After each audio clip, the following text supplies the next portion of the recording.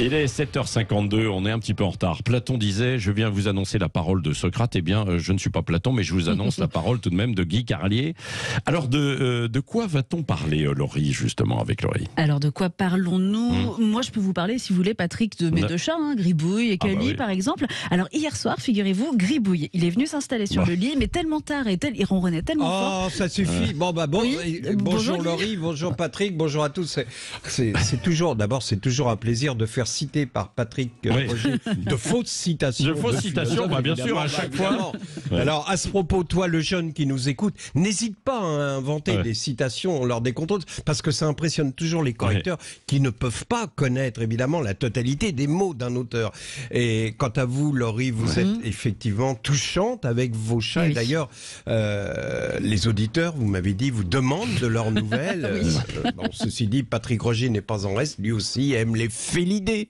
Le week-end, à certaines heures de la nuit, il aime à caresser des félidés femelles. Mais elles vont le débat, elles vont le niveau. Oublions les animaux de compagnie pour parler des hommes. Et je vous promets que si l'actualité des humains n'est pas intéressante, on reviendra à la vie des animaux et aux chats de Laurie. Alors, nos amis les hommes, on a beaucoup parlé du chahut des LFI à l'Assemblée nationale, sur les bancs des ministres, on a stigmatisé leur vulgarité. Ah, la vulgarité, ça me rappelle ce que disait Bedos. Certains peuvent dire bite, con et merde sans être vulgaire, mais quand Balkany vous dit juste bonjour, il est vulgaire. À l'Assemblée nationale, le temple de la démocratie, on s'indigne donc du chahut revendiqué par LFI, les députés, les juges vulgaires.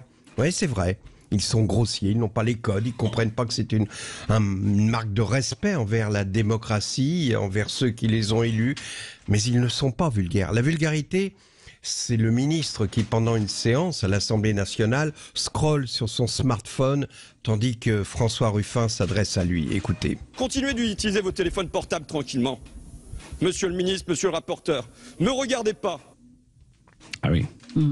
Hier, en voyant les gens défiler dans la rue, surtout ceux qui approchent de la retraite, et qui la voient s'éloigner comme la carotte de l'âne et qui ont passé leur vie à exercer une activité pénible. Et évidemment, dans pénibilité, j'inclus le manque d'intérêt, parce que le gars qui a commencé comme aide-comptable, qui finit comptable deuxième échelon dans un bureau paysager à la Défense et qui le soir, en s'endormant au moment terrible du bilan, prend conscience qu'il arrive bientôt au bout du chemin avec la retraite, le pot de départ, la canne à pêche, l'appareil photo. Cette pénibilité-là, elle est aussi importante que les gens cassés physiquement par les charges lourdes ou les gestes répétitifs. Voilà pourquoi ces gens me bouleversaient, et à un moment, en passant près du jardin du Luxembourg et en voyant les manifestants se disperser, j'ai pensé aux sénateurs, pas très loin.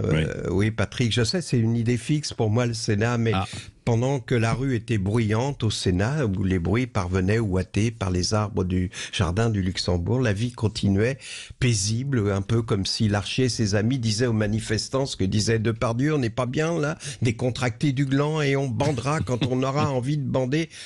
Non, on oublie la dernière partie de la phrase. Mais enfin, Laurie m'a écrit ce matin: mon chat Cali ne pense qu'à lui, il se colle contre le radiateur, il absorbe toute la chaleur et moi j'ai froid. Cette phrase peut paraître insignifiante.